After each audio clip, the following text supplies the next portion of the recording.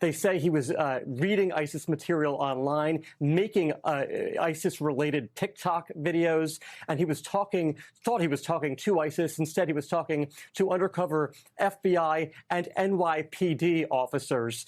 They say he wanted to attack a grocery store and a fast food restaurant in his hometown of Mint Hill, North Carolina. That's a suburb of Charlotte. About 30,000 people live there. And he wanted to do it on New Year's Eve. They say he wanted to attack with knives and with hammers. And they say he had those knives and hammers in his possession under his bed, along with a number of notes about exactly word for word how he was going to carry this plan out. And I do want to read to you a quote from one of the investigators that just said that at the press conference, saying he was preparing for jihad and innocent people were going to die. They say it was a very well-planned, thoughtful attack. Now, this man is now charged as an adult criminally with preparing attempted material support to a foreign terrorist organization.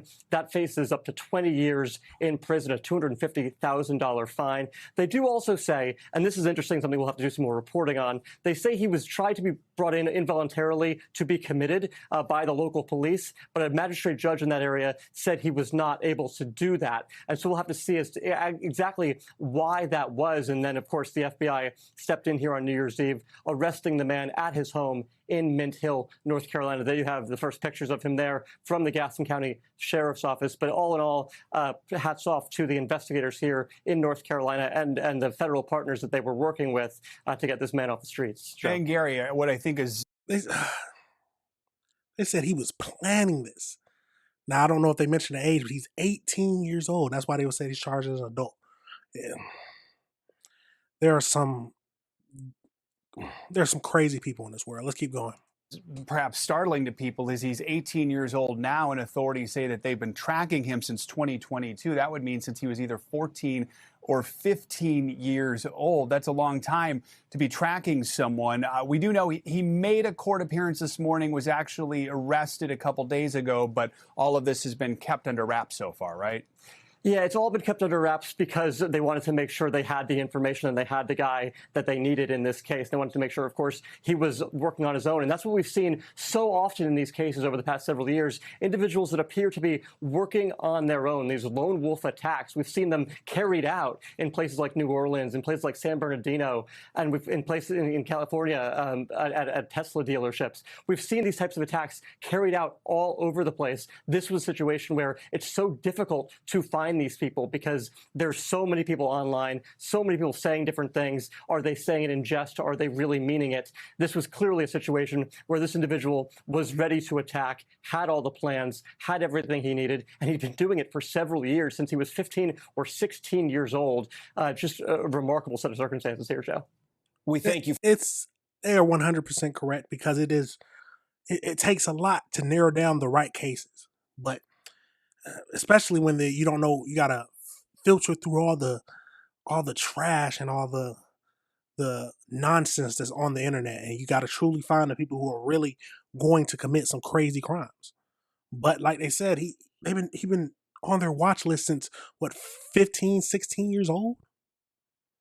Where are the parents? Who is raising this young man to where he was? The parents have to know something. Let's get over into this next video and see if they give us any more details. So right off the top, let's start with that breaking news out of North Carolina. A terror plot planned for New Year's Eve directly inspired to act by terror group ISIS. That plan thwarted by the men and women of the FBI. FBI Charlotte on X confirming this. They say law enforcement partners thwarted a potential terror attack on New Year's Eve in North Carolina. The subject was directly inspired to act by ISIS. Now, let's look at the suspect. According to the FBI, this is him, 18-year-old Christian Sturtevant. Authorities say he planned to attack people at a North Carolina fast food restaurant and then at a grocery store just outside of Charlotte. They say that he planned to use knives and hammers. Officers searched his home. They found details in a handwritten document titled New Year's Eve Attack. Authorities arrested Sturtevant on that night, New Year's Eve. Here's more. I might be crazy, but or I might be a sane person. Who writes a terror plot? I don't know if they truly meant he physically wrote New Year's Eve terror plot. Draw a line under it, but Mr. Sertivant started on the internet. He started reading ISIS material, started going to ISIS websites, making TikTok videos, and eventually reached out to what he thought was a member of ISIS. In reality, was an undercover agent with NYPD in New York. He pledged his allegiance to ISIS with that undercover agent, and he disclosed his plans to, quote, do jihad soon. He then met a second undercover with the FBI, who he also thought was an ISIS participant, and he started to be very specific with his plans. He talked with that undercover agent, again, who he thought was ISIS. He talked about where he was planning to do this attack, which was at a grocery store and a fast food restaurant in Mint Hill, places that we go every day and don't think that we may be harmed. He talked about what means he would use to kill innocent people. He said he was going to wear a Kevlar vest and attack people with knives and hammers. And of course, he talked about when he was going to carry out this attack, which was New Year's Eve. So team coverage with CBS News Justice correspondent Scott McFarland and CBS News legal contributor Jessica Levinson. So let's begin with Scott. Scott, you're looking through these charging documents. What do they reveal? A few things jump out at me in particular. First of all, let's just start with the age of this defendant. He just turned 18 a few weeks ago, and he first got on the radar of federal authorities when he was a 14-year-old based on some of his social media posts. He went quiet from social media after he was not charged as a 14-year-old. Then at some point in early December, a federal investigator or a local police investigator in New York spotted some TikTok messages attributed to Sturtevant, which caused alarm and seemed to declare some obedience to or loyalty to ISIS. What the feds are alleging here is that he was doing this in martyrdom for ISIS, making this a terrorism case or a material support of terrorism case in the U.S. District Court. Some of the allegations here are uniquely chilling. They just have a different way about them. They're alleging he was looking for a soft target.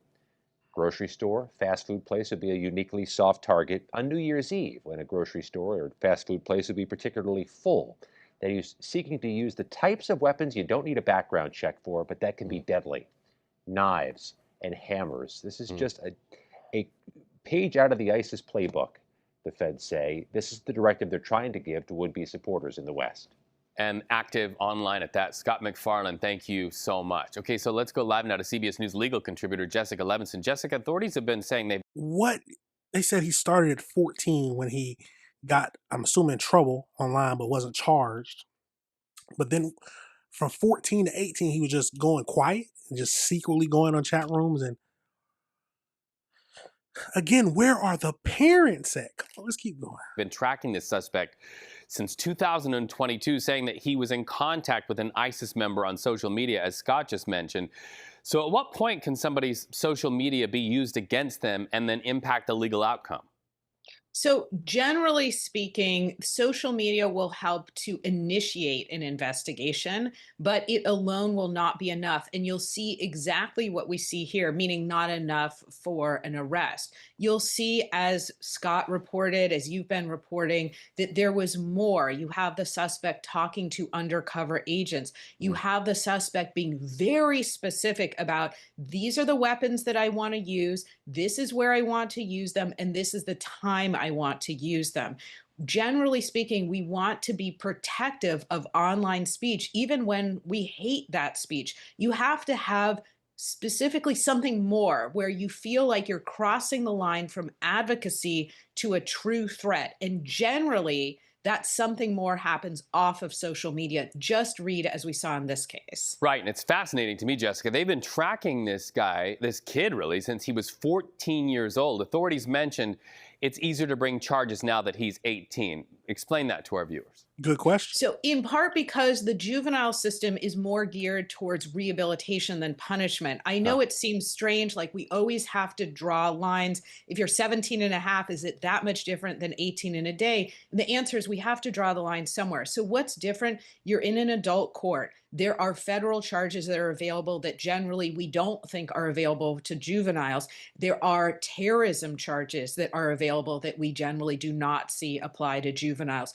So there are a lot more charges that are available. And you don't have the same concerns about a long pretrial detention. You don't have the same concerns about, frankly, a longer sentencing. It's easier for prosecutors to put somebody in the adult system. There are just so many tools that are options for them in this case. Now, here's a question. So they said that they cut it off at a certain age, 17. Now, my question is, why are they, is it possible to separate it by not the age, but the crime itself? Because y'all know my saying, big boy crimes need big boy time. I don't want to hear any of that. If you're out here committing some crazy crimes, mass murders, all stuff like that, charge them as an adult. Get them off the street. Yes, it would be nice to be able to rehabilitate some of these kids, but some of these kids are too far gone. I mean, that might be just, I'm thinking, and I might just be looking at the glass half empty, but some of these kids are just too far gone. That's my thinking. But let's get over into a little, you know how I like to go to the AI breakdown just to see if we missed any details into it. So let's go over into it. So just a tad bit. So as you can see, oh, I'm getting it right. So on January 2nd, federal authorities announced that disruption of an ISIS-inspired terror plot. So the identity, you got Christian, 18 years old. He is a U.S. citizen from Mint Hill, and he was arrested on Wednesday, December 31st, 2025. He was charged with attempting to provide materials support to foreign terrorist organizations. He appeared in court Friday, 2020, today, and was remanded in the custody hearing. So, okay. Pending a hearing on January 7th. So the details of the plot, the suspect allegedly planned a New Year's Eve attack involving knives, hammers, and he specifically targeted Jews, Christian, LGBTQ individuals. They said that they found handwritten documents titled New Year's Attack 2026. It might be a kid thing. It might be I've watched too many movies, but why title your illegal documents when you're planning something crazy New Year's Attack 2026? But overall, I'm glad he was caught. So he was allegedly planning to stab up to 20 victims and attack responding officers. So the law enforcement seized several items from his house. That's 2 hammers, 2 butcher knives that were hidden under the bed, a tactical vest, mask, and gloves, and then notes describing operation intended to kill responding police officers. So he has been on the FBI's radar since 2022, like they mentioned, when he was a minor, around 14 years old. At that time, he was reportedly in contact with ISIS members in Europe who instructed him to attack people with hammer. While he was not charged then, he underwent psychological treatment, and he allegedly re-engaged with extremist content online. So in 2022, he was in contact with real terrorist people. But I guess he was just too young, and then they tried to rehabilitate him, but see how that went. In late 2025, he was in communication with 2 undercover officers, luckily, and he was arrested trying to plan a New Year's Eve attack. Tell me your thoughts, y'all. Do you think rehabilitation is an option for some of these kids? Should it be broken up from the age, or should it be broken up by the type of crime is committed? Absolutely crazy situation. Let me know your thoughts on it. Let me know if you disagree with anything I said.